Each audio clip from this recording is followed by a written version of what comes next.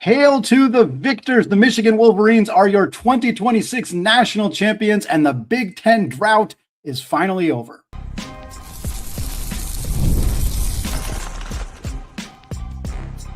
You are Locked On College Basketball, part of the Locked On Podcast Network. Your team every day. What is up, folks? Welcome into the Locked On College Basketball Podcast, here post-game for the final time in the 25-26 season as we are recapping the national championship game, a win for Dusty May and the Michigan Wolverines over the UConn Huskies. I'm Andy Patton. He is Isaac Schade. One final time here. We're going to talk all about this game. We've got some big picture stuff to cover, including, of course, this being the first Big Ten title since 2000. We'll talk about Danny Hurley's loss for UConn, what that means for them. We'll, of course, also talk about the game itself, including the three-point shooting, which was not pretty on Monday night. We'll talk about the free throw discrepancy, some foul issues for UConn's guards. We'll also talk about the heroics of Yaxel Lendeberg playing a astonishing 36 minutes in this game. Some of the other stuff that went down, all sorts of excitement here as we recap this 69-63 win for the Michigan Wolverines on Monday night. And Isaac, I want to start at the end. I want to start at the end of this game because while if you were watching throughout most of the game or tracking the score, you would have seen that Michigan was fairly comfortably ahead for the majority of the game. This thing got pretty tight down at the end, and it sort of looked like it wasn't going to be a 19-point comeback for UConn the way they did against Duke, but it did feel like there was moments where they might pull off a comeback here, and then there was a couple of really big swings back in Michigan's favor that ended up helping the Wolverines win this basketball game. Yeah, Andy, let's point out two very specific things in the final 2.5 minutes. One thing I do want to say as we get into this, just very quickly, and we'll say it again at the end, but I just want to go ahead and thank all of you for hanging out with Andy and I for another whole basketball season. This is our fourth college basketball season together, and man, it just gets better and better and better. So it's all thanks to all of you who are here, and it's also a reminder, literally right now, Andy, the clock has struck midnight on the East Coast. What does that mean, Mr. Patton? Transfer portal's open.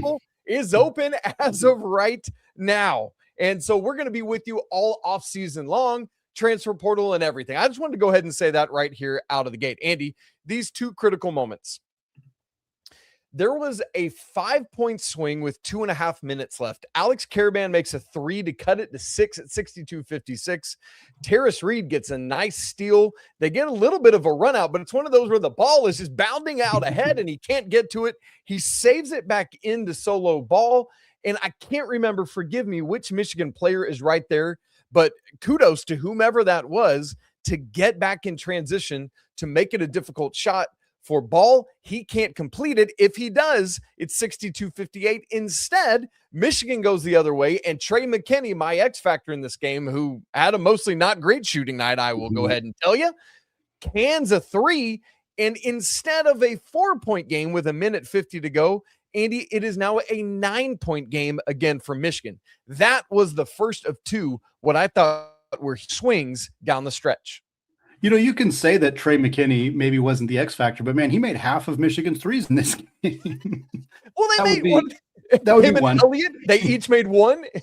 Yeah, he made one, and Elliott Cadeau made one. That's literally it. That is it for Michigan from the three-point line. We're going to talk more about that. But yeah, no, this was an agonizing stretch if you were rooting for UConn here to see what was, I mean, so it was a good look for ball. Like you said, kudos to Michigan for getting back and contesting it, but Solo shot really well in this game. He didn't get to play very many minutes because of foul trouble, but that was a good look. McKinney bangs that three again, the second one and final one that they had made all game long. And it was just that, I mean, everybody who watches college basketball regularly or basketball period, you just feel that moment that is just an absolute backbreaker. And while UConn still fought from there and actually got this thing very close or kept this thing very close, that was the backbreaking moment. Like that was when you just felt the air completely leave the arena for UConn fans. It was just such a brutal thing. But then you had Solo Ball, redeems himself with that banked in three a minute or so later. And then Roddy Gale misses 2 free throws, which Michigan, by the way, 25 of 28 from the free throw line in this game. They missed 3 all game long, and Roddy Gale missed 2. This would be a very different conversation had UConn finished this off. We'd be talking about Roddy Gale a lot more, but it didn't end up mattering.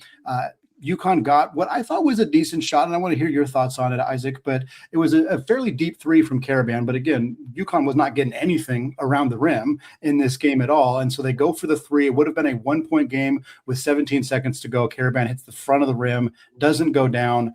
Michigan fights their way to the rebound and ultimately ends up getting the victory here. That was a close and a tough play, but I thought a decent look, just didn't go down.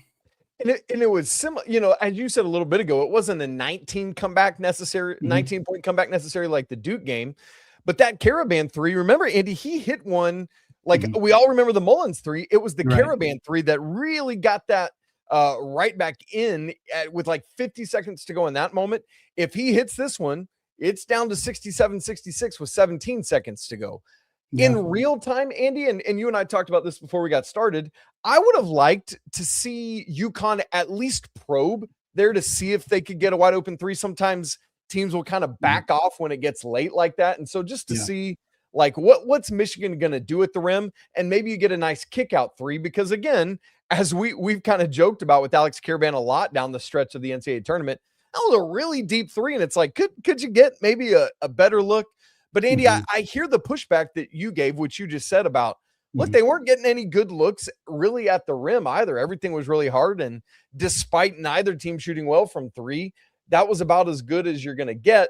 I think my thought was, look, Gale has just missed these two free throws. You're wondering if Michigan's feeling the pressure a little bit. I know they had made like 20 in a row or however many it was before that, but Gale misses two. And it's like that sort of thing starts to catch on like a bad sickness. And you just wonder if we go make this layup and cut it to two, foul, maybe Gale again, he's in his head a little bit. You just never know. I'm with you, though. I know it's been tough at the rim for UConn. I just would have liked to have at least probed it a little bit before settling for that deep three. One of the other things that you and I talked about coming into this game in one of our preview shows, we previewed this game all week long, so I don't remember which one, but we talked about concern about whether Michigan would be able to close out a close game. And this has been a talking point for whenever teams kind of dominate down the, in the NCAA tournament of like, do they have the experience to be able to win a close game when they're finally faced with one. And we saw that happen in Michigan in the regular season, where they kind of struggled down the stretch in certain matchups, and like Wisconsin got them because of that. And there's a few other games. And in this game, like they obviously closed this game out and they won. They had some moments that were not great. The Trey McKinney, I don't think it was actually a travel, but it was not a particularly pretty possession on that one there. There was one where Yaxel bobbled the ball out of bounds and turned the ball back over to UConn. There was the one that ended up working out fine, but where Trey McKinney tossed some elbows that, again, I don't think rose to the level of being a flagrant foul, but to even be... Was smart of Danny to ask for it, though. Danny had to ask on that, but the fact that McKinney even was like, you cannot do that at all. Like you got to secure that basketball. But again, they got a couple steals down the stretch. Mara had that deflection that led out to a breakaway dunk for him. Cadeau hit free throws down the stretch. Like ultimately, the concern of like, we saw Duke wilt down the stretch against this UConn team, and when UConn went on a similar run in this game, Michigan did not. They held firm defensively. They got rebounds, tough rebounds when they needed them. Again, the Caravan three and some of the other missed shots. Like the story is different if UConn gets some offensive rebounds down there, but they were not able to do that, and that is a credit to Michigan for taking care of business. And I think again, an experienced team here. McKinney's a freshman and he had a huge shot in this game, but for the most part, this is a team of upperclassmen, and I think you saw that play out in a lot of how the end of this game went in favor of Michigan. Yeah, and Andy, we talked about that upperclassman thing here. This is yet again another national championship where we do not have. I mean, obviously, Michigan has Trey McKinney who played a role, but again, in the one and done era, we really only have two what we would call freshman-led championship teams: Duke in 15 and Kentucky in 12.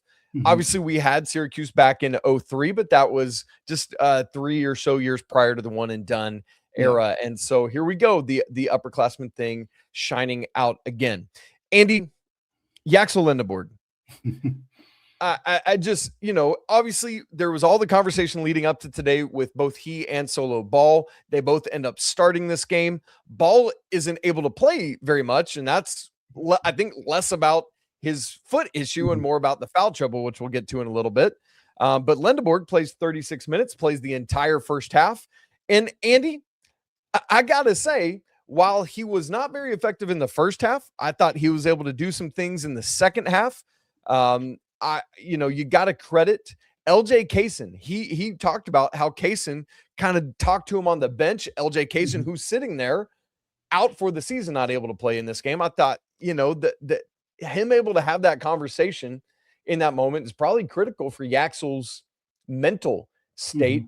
But Andy, I think the biggest thing that I just thought was really neat was Yaxel's transparency with Tracy Wolfson going to halftime, just basically saying, you got to ask the question if you're Tracy, like, are you good? How you feeling? And typically like, fine, I'm a gut it out. I'm great. And I just love that Yaxel's like, no, I'm in pain, man. I'm dying out here. I feel soft. I feel weak. I didn't do anything in the first half. Like, Andy, thank you, Yaxel Lendeborg, right?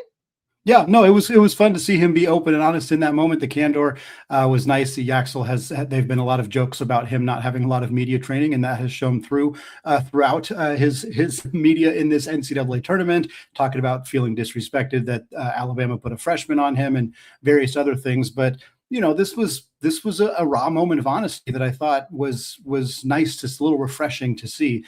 And sure, if you look at Yaxel's, you look at the stat line, it's pretty clear that he was hobbled. He had 2 rebounds. That's uncharacteristically low for him. He had just 1 assist, 1 turnover. He was 0-5 from 3, but he still contributed. He still had 13 points. He still was this emotional leader for this team. And you could really feel that, like a lot of the times when we talk about these kind of heroic moments for players to play through injury, like the stories, the legendary stories that Willis reads and other times that this has happened, usually those guys didn't actually have super impactful performances, and that kind of gets lost in history because you remember the moment and the emotion behind it, and like the fact that this player playing kind of willed the rest of the team. And I think that's a lot of what happened here. I do also believe that Yaxel was more impactful than what the box score will tell you. That's right. But I also think a lot of it was emotion. Like, he clearly was not himself, and that did not matter. And Dusty May was confident to trust him to play 20 minutes in the first half of this game, even though he didn't do a whole lot positively in that game. He wasn't negative either. And that alone against a team as good as UConn is really impressive for a player who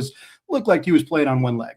Right, because one of the things we had talked about a good bit in the last couple of days is, can UConn attack Yaxel? And they just weren't able to exploit that at all, right? Like, whether it was UConn not doing it or Yaxel being savvy enough to not allow it, that was a non-factor. And so that turns out to be interesting.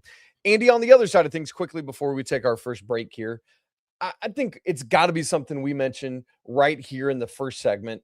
What an absolutely stunning career for Alex Karaban at UConn. Falls just shy of winning 3 titles in 4 seasons, which would have, he's already in crazy company winning 2. But just think about the names he would have been lined up with the Bill Waltons and other UCLA players, right? And he didn't have a great shooting night, if I'm remembering the box score correctly, which I'll look at really quick as I say, 5 of 14, 3 of 10, did have 11 rebounds and 17 points. But Andy, what I want to say is, man, just had some key, as you just said about Yaxel.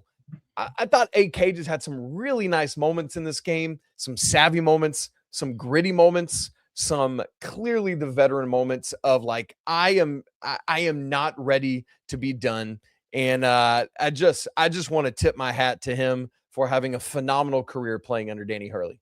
Led UConn in scoring in this game with 17 points, played all 40 minutes, second on the team in rebounds, first on the team in defensive rebounds, led the team in steals, second on the team in assists. Like, he was everywhere in this game. He hit clutch shots down the stretch. He did not quite knock down that very clutch 3. Had he done that, that would have changed this conversation. But a heroic game from Alex Karaban, a hard-fought effort for a player who you knew was going to be a catalyst for UConn in this game. If they won, you knew it would be because of him. And if they lost, you knew he was going to put everything on the floor. And that's absolutely what happened here in this game. Andy, the reason Karaban was the leading scorer and not Terrace Reed is because of the presence of one Adai Mara, who didn't have the scoring impact he did on Saturday, but good grief, his presence is always around. And Andy, we got to talk about the biggest villain in this game, who was the basket that Michigan shot at the first half and UConn in the second half. We'll explain what we mean coming up in just a second. I'm Clea Butler, host of Locked On Women's Basketball, and this is Mazda's Women's Basketball Snapshot, celebrating the work no highlight reel can ever capture. The NCAA Women's Basketball Tournament Elite Eight wrapped up with the UConn Huskies staying undefeated at 38-0 after a decisive win over Notre Dame, while the UCLA Bruins rallied past Duke behind a dominant second half performance. On the other side, the remaining 1 seeds in South Carolina and Texas will be determined after their matchups against TCU and Michigan, respectively. Next up, the Final Four is set for Friday in Phoenix, with the winners advancing to the national championship on Sunday. These moments are earned off the clock, those long before the lights ever come on. The sweat, the fakes, the doubt, the scrapes, and coming back for more every time. Mazda puts that same drive into every detail. Wins define the moment, putting in the work, that defines you. There's more to a Mazda because there's more to you. Thanks for making Locked On College Basketball your first listen or watch. It's all part of the Locked On Podcast Network, your team every day. You've been thinking about joining the Everydayer Club? Now's the time because, baby, the portal opened 14 minutes ago, and we're going to be with you all off season long, talking about all that roster construction, as we get information about tournament expansion, any of that, we're going to be right with you. And so right now you can use code MARCH one last time because I know it's April, but it's always March here on Locked On College Basketball to get your first month free. Check it out. Andy, I got to laugh. There was a comment I just wanted to mention here out of the gate from Les Austin Jr., I think it is. He says, both of you have been picking against Michigan all year. I don't want to hear it. You know what, Les, you're right. And I've been owning it and claiming it, right? And that's the thing. You know what? That doesn't mean we can't celebrate just because I doubted Michigan. Doesn't mean I think they're not incredible. That's great. Congrats to Michigan. And I'm all like, if I have a wrong call, hand up. I'm going to be wrong. Andy the same way. And so, look, you're not gonna hook us in because we know we're idiots sometimes. That's what this is all about. We're just you at least picked them to win this game. I didn't even pick them to win this game. So. Yeah. Kudos to you. You know what? That's right. I said I've been wrong long enough, and I'm not going to do it anymore. All right, Andy, we got several other storylines we want to talk about here. I want to start with Adai Mara, who I think coming out of Saturday, it was like, oh boy, Michigan wins the national championship. This dude's probably your most outstanding player. We're going to talk about who that actually is coming up here in just a second. But Mara did not have a statistically dominant game on Monday night the same way he did on Saturday night. Just 8 points, efficiently though, 4 of 7 shooting, played 30 minutes. But Andy, similar to what you said about Yaxel, I don't think the box score showed everything he did. Did Mara have any blocks in this game? I'm looking. One block. But I tell you what, without his presence, you saw that UConn early was trying to do anything and everything to get Terrace Reed going, and he could not. Mara was altering shots. He was like causing havoc. And I think Terrace got into his own head a little bit, and that allowed Michigan to just do what they needed to do. It was, other front court players, namely Merez Johnson, who had a bigger game with 12 points and 10 rebounds to get the only double-double there for Michigan. But man, Adai Mara's, I know we've talked about it, but his jump and his presence this season has been insane. Yeah, I mean, I think that if you were to try to find something in the box score that points to Adai Mara's presence in this game, there'd be two that stand out to me. One, he had 1 foul in 30 minutes, considering how often UConn was attacking him and going at him. The fact that he only committed 1 foul in this game is outstanding. The other one is the fact that Terrace Reed shot 4 of 11 on 2-pointers in this game. Like, those are the two things that I think kind of showcase what kind of impact Mara had in this game. They went to UConn, did not change their game plan, and I think credit to them for going with it. And I think in the first 4 possessions, Terrace Reed had 3 touches, and he was 1 of 3, and he didn't get much better than that going forward. And obviously, foul trouble was part of the issue for Reed in this game. But Mara's impact was significant. And again, Morez was great down low as well. Yaxel was good down low. Like UConn's inability to make, I mean, they made 13 2-point shots in this game. That is very, very low for them. It was not just not just Mara, but it was a huge part to do with him and he got out in transition and had that dunk, towards the end of the game. He had deflected a pass at that point. Like, really, really good stuff from him. And like you said, I mean, this is a kid who couldn't get on the floor at UCLA, and now he didn't actually win, MOP in this game, and I don't think he deserved it, because I think Elliot Cadeau did in fact deserve it, who won it. But Mara was far more impactful than the box score will tell you, and was a huge, huge part of why Michigan won this game. All right, Andy, I want to talk about the antagonist of this game, the villain in this game. Remember the Super Bowl when Katy Perry performed and there was like left shark and right shark or whatever? I don't know which one was which, and which one was the one. The villain in this game was left goal, left hoop, as you watched this on your TV screen. Because in the first half, Michigan was 0 of 8 from that goal. In the second half, I don't remember how, I think UConn started 0 of 8, finished 4 of 8. They started 0 of 11. 0 of 11. My word. So that means they finished 4 of 7. That's nice. But this game started 0 of 19 at that goal and finished 4 of 26, which is 15.4%. Andy, we need an investigation into left goal here. But anyway, all that to say, both teams struggled in this game. For a while, this was trending as the worst 3-point combined shooting in a national championship game. The previous worst was UConn and Butler, funny enough, in 2011. They combined to shoot 10 of 44, 22.7%. Andy, this one just squeaked by, finishing at 22.9%. So congrats. I guess it was that solo ball banked in 3 that made all the difference here. Yeah, and again, I think this kind of goes back to a conversation we've had about Michigan to an extent and Arizona to an extent, and some of these teams that dominate by scoring around the rim, of like, when you have off nights, good teams, great teams can counteract having a bad night from 2 or from 3 better than other teams can. And Arizona was struggling to get back into that game because they couldn't hit outside shots because that's not a big part of their shot diet. Michigan shot 2 of 15 from 3 in this game, 13%. That is horrendous, but they still found a way to win, partly because they went 25 of 28 from the free throw line, because they were not settling for threes. They decided to attack and attack and attack. And again, this is not a new strategy for them. This is what they have done throughout the season, but they were just going right at the rim constantly. And for UConn, I mean, they took over twice as many 3-point attempts. So in a game where both teams shoot bad from 3, the team that shoots twice as many is probably going to be the team that loses. And that's what we saw here. I mean, they made more points. They had 21 more total points from the 3-point line than Michigan did, because they made 9 and Michigan made just 2. But that's counterbalanced by having 13 more points from the free throw line for Michigan, and just ultimately ended up being a situation that UConn really couldn't recover from. And so I think it kind of goes back to that point, even that Todd Golden made way back before his team got eliminated. So like 3 weeks ago, when he was saying like, hey, the reason that we're seeing less parity is because these teams that have the financial ability to do so are just spending on getting huge front courts and scoring the most efficient way possible. And I think we kind of saw how that played out for Michigan in this game. We saw that with Arizona, even though they didn't win against Michigan. And we saw it for the most part with UConn. They just relied more on the 3-point shot in this game because they couldn't get past the trees down low. And in a game where neither team shot well, again, that was the difference for UConn. Andy, one of the things that is often true is we often wonder how foul trouble is going to impact games like this. In the first half, both backcourts were impacted by it, with both Solo Ball and Silas Demery picking up 2, and on Michigan side, Elliot Cadeau picking up 2.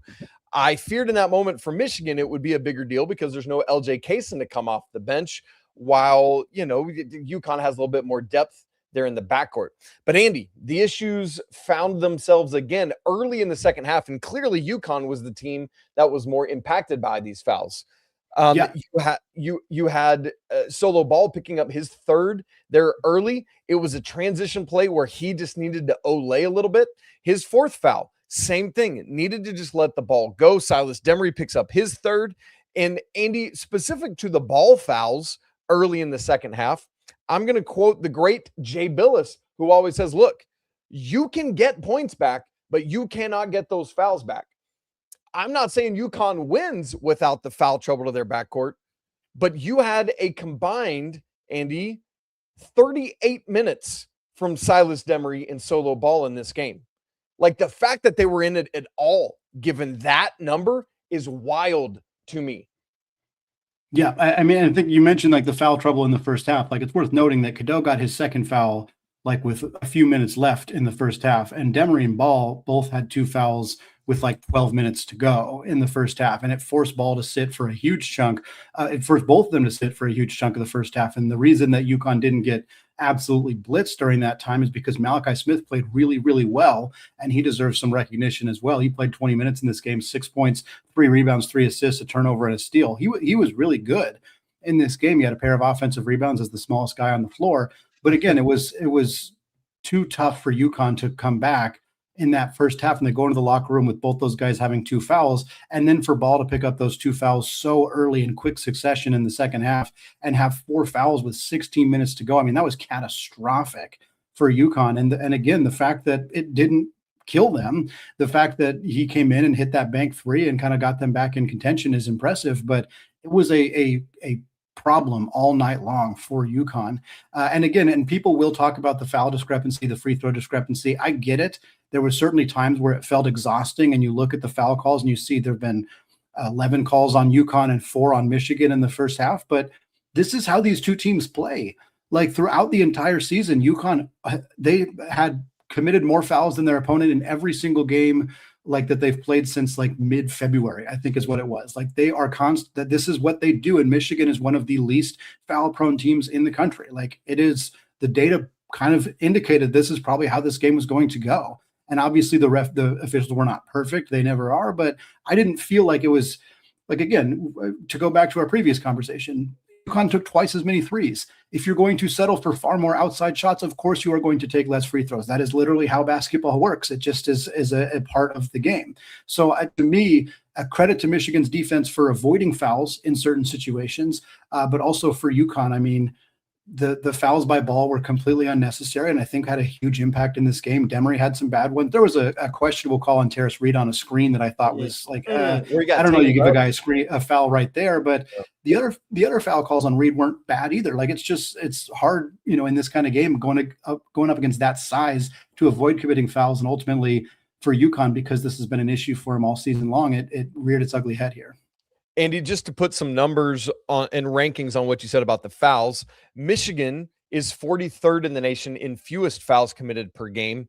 UConn is 246th in the nation in fouls per game. And so just to give a little bit of discrepancy there. All right, Andy, another kind of, I know we've been kind of talking about some of the ins and outs of the game, but kind of going big picture with it again here. Elliot Cadeau is the most outstanding player of the Final Four. On Saturday, because this is not just championship, this is semifinal and championship. Saturday did not have a great shooting game, but had a really nice floor game. In the championship, it was kind of the opposite, where it was more about what he did shooting. 5 of 11 from the field, led Michigan with 19 points, 1 of 4 from 3. 8 of 9 at the free throw line. Andy didn't do much assisting in this game. 2 assists, 1 turnover, did have 2 steals. I think he had 4 the other night. So that's 6 steals in the Final Four. But it's interesting that he was able to utilize that more playmaking style of his game on Saturday and more the scoring side of things on Monday night, netting him the most outstanding player after transferring over from North Carolina. Yeah, Cadeau definitely deserved it. I mean, 2 very different types of games. Like you said, he had 10 assists against Arizona. He had just 2 assists against UConn, 13 points against Arizona, but on very inefficient shooting compared to 19 points here on more efficient shooting. I mean, he finishes the Final Four averaging I guess it'd be like 16 points a game, averaging 6 assists, 3 steals per game, like just ridiculously effective stuff. He did have 6 turnovers in that Arizona game, but I think a lot of them were kind of towards the end of that game when it was well out of reach. So I think that number is a little bit misleading in terms of his effectiveness in that game. And Cadeau, I mean, he did deserve it here. I think there's an argument for Morez Johnson. He was good in both these games, but Cadeau leading this team in scoring in the championship game and only turning the ball over once in a game where he played 30 minutes. It's kind of hard to deny that. And I think one of the broadcasters, maybe it was Grant Hill, mentioned too, like, look at the performance of Jaden Bradley against Michigan. Look at the performance of Silas Demery against Michigan. And like, it wasn't that necessarily that Cadeau is like this lockdown animal defender. He's solid on that end, but it was him being able to bait guys into contact and getting them in foul trouble. Man. He's so crafty with that. He's crafty, and he got guys in foul trouble. He got Demery on the bench. He got Bradley on the bench. He got, again, he obviously got 6 steals in these 2 games. So there was clearly a defensive impact outside of that as well. But that was a huge part of the wins for Michigan in both these games. And I think he deserves some recognition for that, as well as the distribution, and as well as in a game where Axel Lendeberg was not himself, to step up and nearly score 20 points. I mean, that's you're going to get a lot of love for doing that. Andy, one other thing I want to say before we move to our final segment where we zoom out a little bit is at halftime, this game was 33-29 Michigan. And at that point, the game had been played at UConn's pace. UConn did this the way they wanted to. And yet, with Yaxel doing next to nothing, played at a UConn pace, Michigan was still up 4. And at that moment, I thought, not that UConn can't win the game, but things are going to have to change in a hurry, and we're going to have to see like Demery and Ball not get into more foul. It's just like all of these things. And so just Michigan's ability to be, as we've talked about at moments throughout the tournament, matchup proof and able to win at other teams' style of play. Really, really impressive. Dusty May is a phenomenal basketball coach. And I love that this gives him even more flowers and legitimacy. Big congrats to Dusty May on getting his first championship. I say it that way as though I expect there to be more, and I truly do.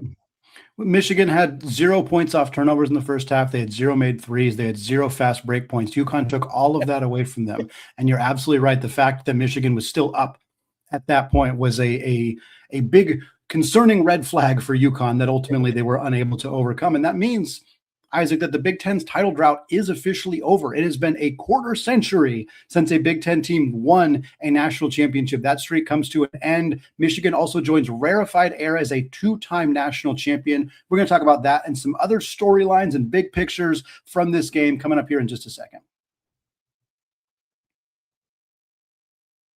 But first, folks, the NBA playoffs are just about here. Every possession matters. Every matchup is magnified, and every game can swing a series. And right now, FanDuel is giving new customers a great way to get in on that action. Here's what I like about it. You can bet just $5, and you'll get $250 in bonus bets if your first bet wins. The app makes it super easy to follow along with all the action. They have player stats, trends, and matchups all in one place.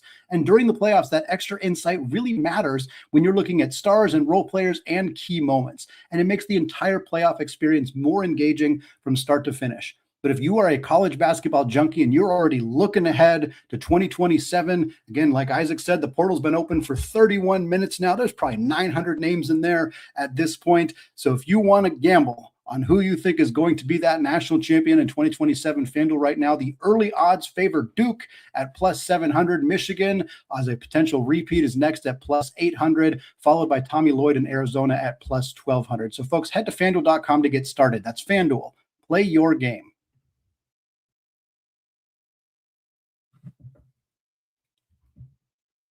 All right, Isaac, let's talk big picture.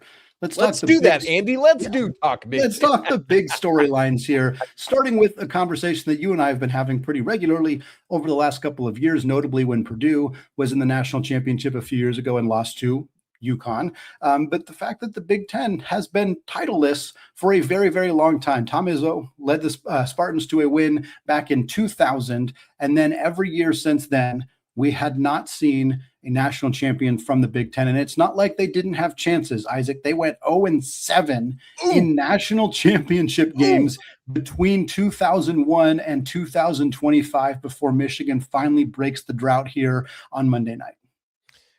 Well, I don't get what's up with the rest of the Big Ten. The state of Michigan's doing their part. They're doing it. Shouts to the Mitten State, I like to call it. No, Andy, in some ways, I'm so happy for the Big Ten. In some ways, I'm so sad. What are we going to talk about? This is one of my favorite stories. I guess now it's the West Coast thing. That's where we're going to lean into, which is actually a longer drought. And so there's that. No, in all seriousness, Andy, what a strange thing that this had persisted so long. Multiple of those teams, I really thought, like Illinois in 05 was so good.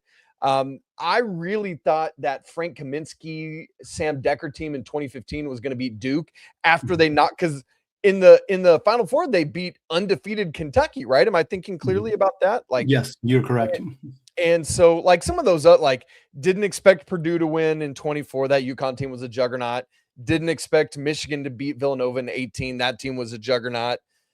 Same with Louisville in 13, despite the Kevin Ware injury. Same with Michigan State in 09 to Carolina. Carolina had already blitzed them earlier that season. And Maryland in 02. So really, there was only two of those teams I guess I thought would win. But, man, congrats to Michigan for ending this streak. Really, really cool. And Andy, something I was, with all due respect to the new 4 Big Ten teams, and even some of the ones that have been added before then, I'm glad that the team that ended the drought wasn't quote unquote actual Big Ten school. You know what I mean? Right. Yeah, agreed. I also think it's funny that the streak started, like the first time a team made the tournament or made the championship and lost was Indiana, who lost to Maryland, who is now in the Big Ten. Just kind of I did a double take when I was pulling the numbers. I was like, wait, and I was like, oh wait, no, Maryland's not in the Big Ten at that time. So that is where that came from. But yes, I agree. It would have been weird to have the West Coast streak and the Big Ten streak end at the same time. Fortunately, UCLA and USC and Oregon and Washington have not been all that great since joining the Big Ten, in part because of the travel, I think. At least that's what Mick Cronin would certainly tell you. So I don't want to hear that, Andy. Yeah. Because his counterpart on the women's side just won the whole Yes, very true. Yeah. Yeah. Well, I mean, Mick Cronin's he's gonna say it to you whether you want to hear it or not. We can be honest about that. Like, he's saying it anyway. But yes, big shout out to love that he's like, I don't think we can do it. Yeah. And the UCLA women's basketball school, mark it down. It's true.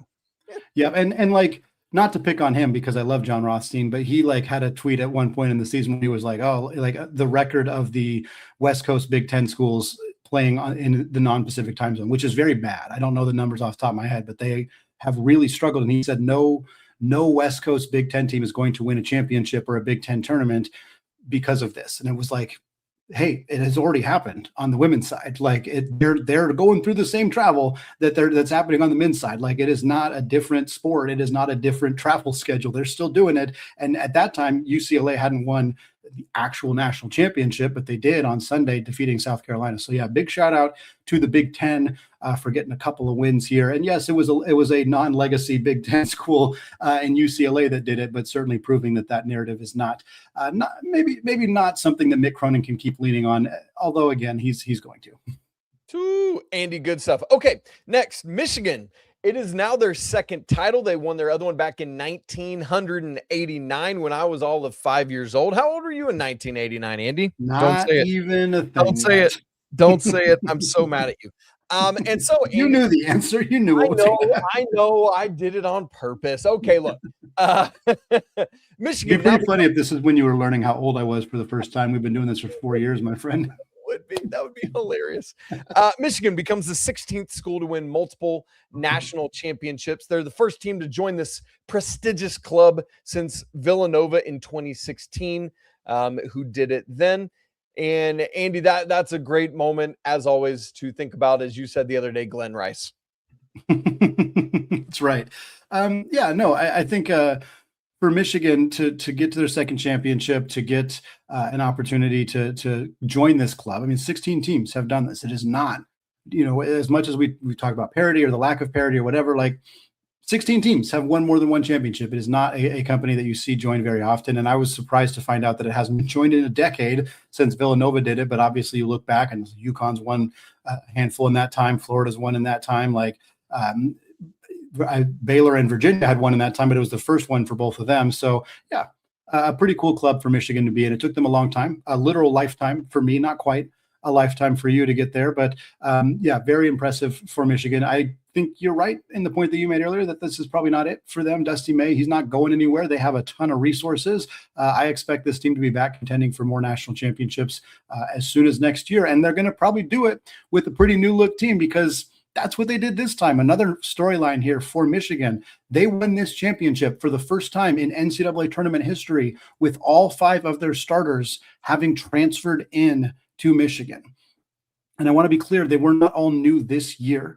Nimari Burnett, for example, did start his career at Alabama. This was his third year at Michigan. He was here before Dusty May was even here in the final year of the Juwan Howard era. So that is, I don't want to say that means it's misleading, but it is an important caveat in this conversation. But you have Nimari Burnett from Alabama. You have Elliot Cadeau, of course, from North Carolina, Ademara, from UCLA, Morez Johnson, who played at Illinois, and then Yaxel Lendeberg, the only non-power conference player in this starting five, of course, also the Big Ten Player of the Year, who came from UAB.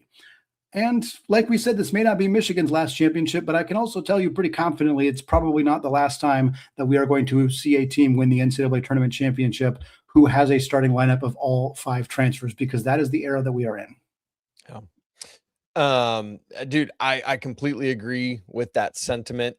I am, to your point about Nimari Burnett, I am curious to see when it happens that it is a starting 5 that's all first year transfers, because this team was 4 of 5 starters first year transfers. Feels like that's going to happen at some point. One thing, Andy, I forgot to mention when we were talking about multi-time national champions, that is just in the NCAA tournament era, which started back in 1939. Oregon was the first champion. So any claimed championships before that are not counted. We're just talking NCAA tournament championships is what we mean in that. By the way, Andy, the most shocking entry on that champion list, any ideas who I'm going with there?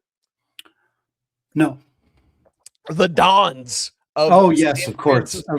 Yes. Who won back-to-back in 55 and 56, if my brain 55 and 56, yep, is in the right spot. All right, Andy, just a quick one here as we're talking some of those big storylines. Obviously, Michigan had gotten to 90 points in each of their first 5 NCAA tournament games. That falls well short this year. They needed 57 points in the second half, and that did not happen.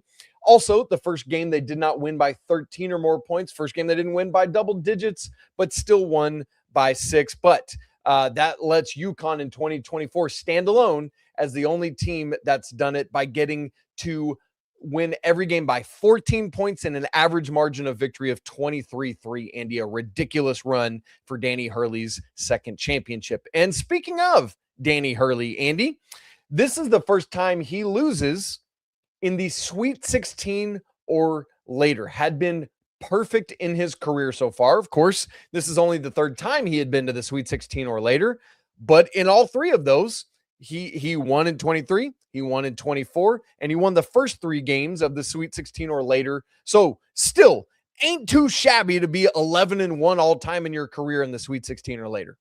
Yeah, and the broadcast, when Tracy Wolfson was interviewing him after the game, it showed a little lower third graphic, and it said Danny Hurley's first Final Four loss, which again, you and I extrapolated that to being a Sweet 16 loss, but it said first Final Four loss, and it said 5-0 previously, and what a phenomenal flex to have 5-0 be your record in Final Four games before that, because he obviously won 2 in 23, 2 in 24, and then won his first one in 26, and I was like that, I know the emotions of that moment are not great, but I feel like I would want to save that graphic card that shows 5-0 in Final Four games, because that is an absurdly ridiculous stat, and just highlights how dominant Danny Hurley and UConn have been when getting to this point. And again, their win over Duke and their win over Illinois. I mean, just an incredibly impressive run. They just ran into a buzzsaw in Michigan, a team that, again, was kind of sitting right in front of our faces all season long and had some dips in conference play, but certainly came into this tournament and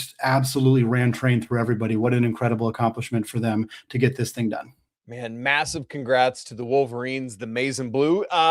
Indiana football school, Michigan basketball school. Is that what we're doing here? No. Big Ten wins both the football and basketball men's championship. Wow. The Big Ten wins the football national championship and both men's and women's basketball championships. Another thing there. Anyway, UCLA is 29-2 on the baseball diamond too, just for what it's worth. Are they really? Why do you know that? That's incredible stuff. I saw it on Twitter. How else would I know that?